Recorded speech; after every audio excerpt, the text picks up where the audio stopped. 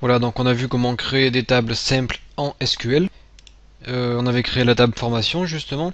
Et là, je vous avais demandé pour vous exercer de créer la table client et la table contact. Donc moi, ce que j'ai fait dans mon coin, c'est que j'ai créé la table client ici. Donc j'ai fait un create table client. Parenthèse ouvrante, parenthèse fermante à la fin. J'ai créé tous les champs, donc ID client. Alors ce coup-ci, ça sera pas un counter, mais ça sera un type caractère. J'ai mis 4, donc on va mettre avec 4 caractères un identifiant unique pour chaque client. Donc ça sera notre clé primaire. On va par exemple créer le client A001, A002, etc. On peut inventer un numéro quelconque. Ensuite, le nom qui sera caractère 40, la ville caractère 40, l'âge qui sera integer, sexe caractère 1, c'est-à-dire on va mettre soit H pour homme et F pour femme.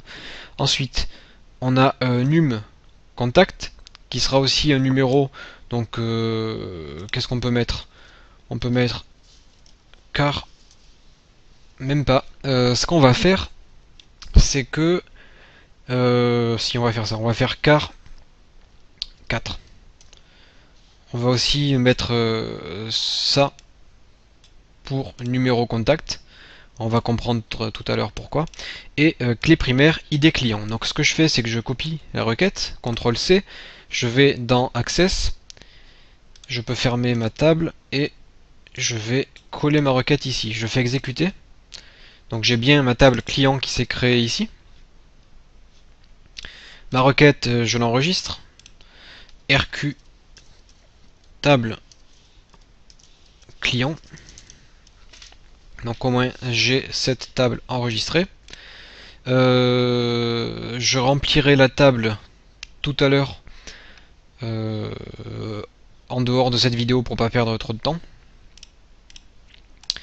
Et ce qu'on va faire, c'est qu'on va créer la table contact. Donc la table contact, on a besoin de quoi? On a besoin de num contact qui sera aussi de type car4. On a besoin du mail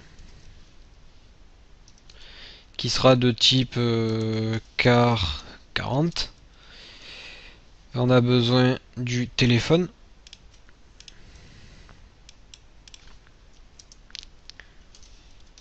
Donc là on a le choix, on peut mettre soit integer, soit caractère. Je préfère utiliser les caractères ici, qui sera long de 15 ici. La clé primaire, ça sera num client.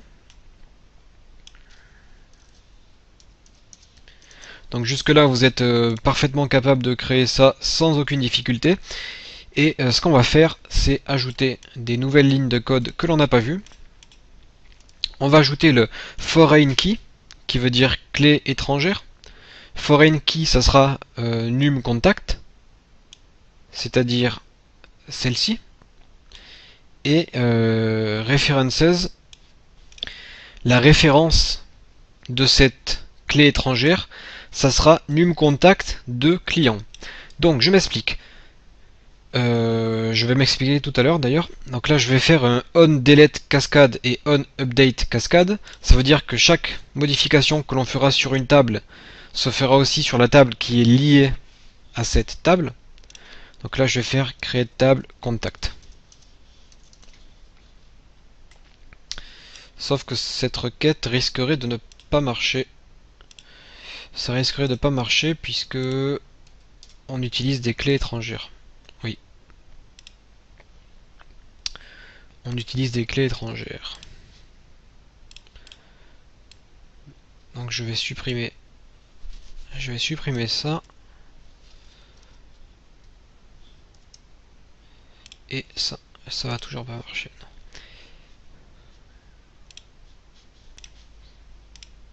Donc déjà c'est pas num client, c'est num contact.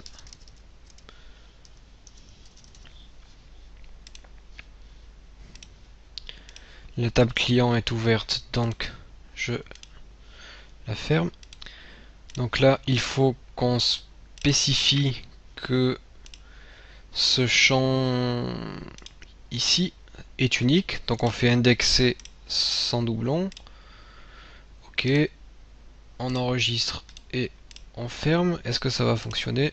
Oui, ça fonctionne. Donc ça a fonctionné, je vais supprimer ça.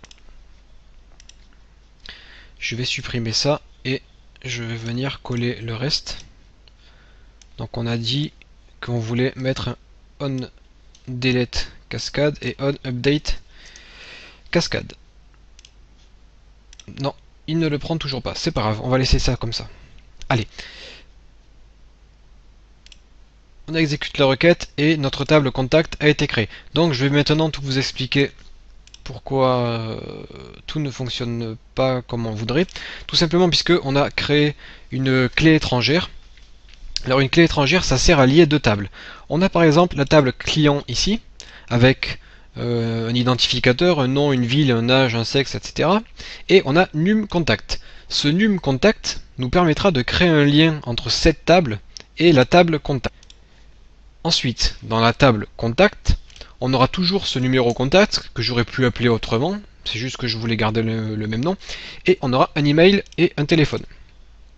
Donc par exemple dans client, ici dans num contact, je vais marquer AAA, ici dans contact, dans num contact, je vais marquer AAA, et grâce à ce nom qui sera égal donc ici, eh bien je pourrai savoir que ce mail et ce téléphone appartiendra à ce client.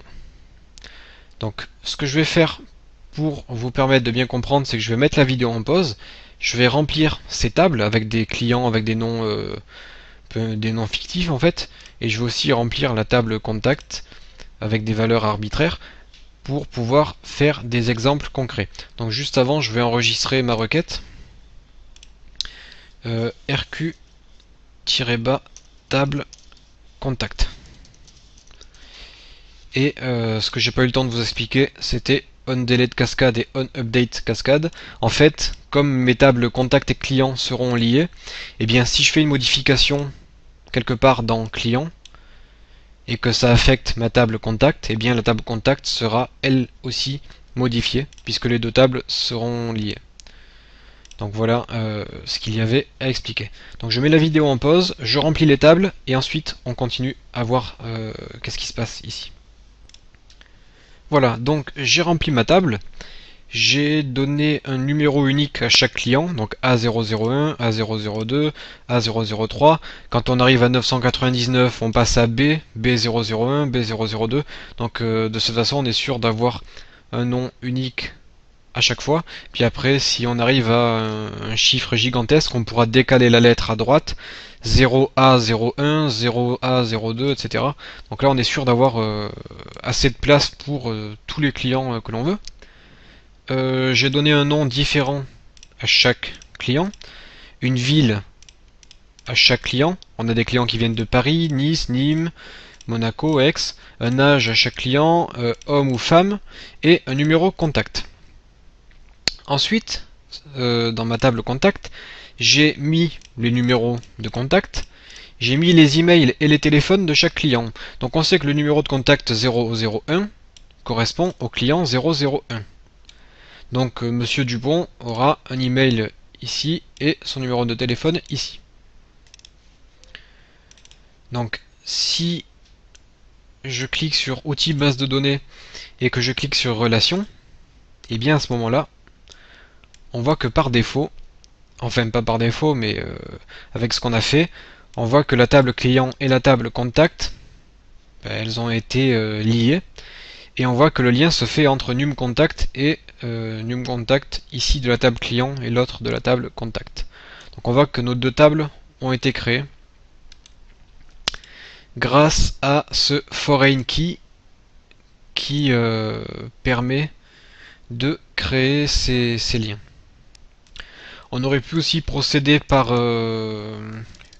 une syntaxe SQL que je vais vous montrer, mais que je ne ferai pas dans Access en direct. On aurait pu aussi dire add constraint mon lien. Et là, avec ce mot-clé add constraint, on aurait pu créer un lien. Donc je vous laisse chercher dans la documentation SQL si vous voulez voir comment utiliser cette syntaxe. Je vais fermer ça. Je vais fermer ceci aussi. Donc ça c'est très important de ce menu qui vous permet de visualiser vos tables, puisque vous pouvez directement voir tous les liens qui sont faits. Donc on a notre client, notre contact, nos formations. Donc là la vidéo elle est déjà un peu longue, donc je ne vais pas vous montrer comment faire pour voir qui a acheté telle ou telle formation. On le fera dans la prochaine vidéo. Mais ce que je vais vous montrer, c'est qu'on peut travailler donc sur ces tables comme on l'a déjà fait précédemment. On veut par exemple faire une requête. Je fais création de requête sur la table client, puis contact. Donc j'ajoute les deux tables.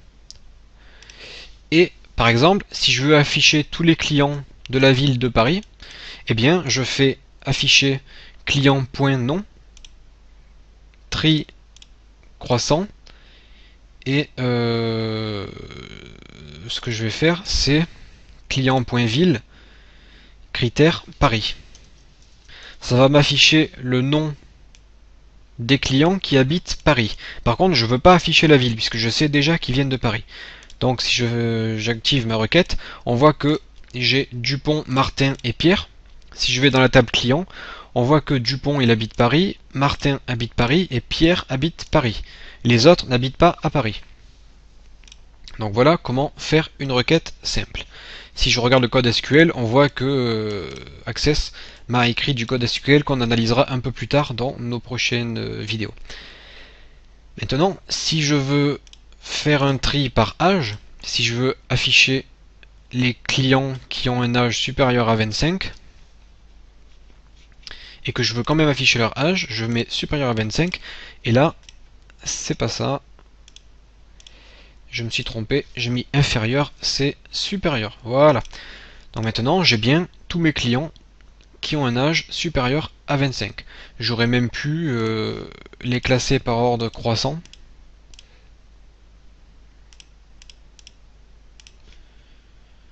Et avoir donc mon âge trié de façon croissante. Donc ce que je peux faire aussi, c'est afficher le nom, l'âge, le mail et le téléphone par exemple de chacun des clients.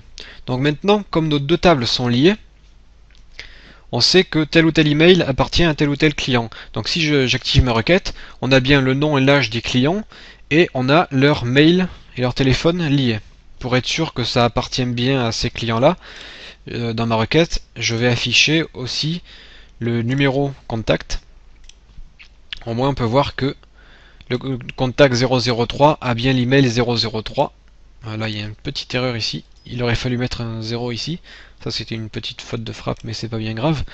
Mais on voit qu'on peut maintenant lier toutes nos tables et afficher toutes les informations relatives à une personne. Donc pareil pour les formations, si je veux par exemple créer une requête pour afficher les formations qui utilisent le logiciel Unity, eh bien je demande d'afficher pas ça, mais je veux afficher le nom des formations qui utilisent le logiciel Unity. Et on voit que la formation Unity 3D et la formation iPhone et la formation base Unity utilisent toutes les trois le logiciel Unity 3D. Donc voilà l'importance d'utiliser des bases de données. Ça vous permet de faire des recherches extrêmement rapides et précises sur vos tables. Ça vous permettra de faire des statistiques pour savoir quelle est la tranche d'âge des personnes qui visitent votre site, quelles sont les formations les plus achetées, les plus visualisées, qu'est-ce qui intéresse les gens, est-ce que les hommes et les femmes aiment les mêmes types de formations. Ça vous permet de voir d'où viennent vos clients surtout, s'ils viennent de France, de l'étranger, etc. Et puis ça vous permettra de vous y retrouver lorsque vous aurez un site énorme avec des centaines, des milliers de clients, de formations, etc. Donc ça vous permettra de bien vous y retrouver grâce à toutes les tables que vous avez faites. Donc là, je ferme tout ça.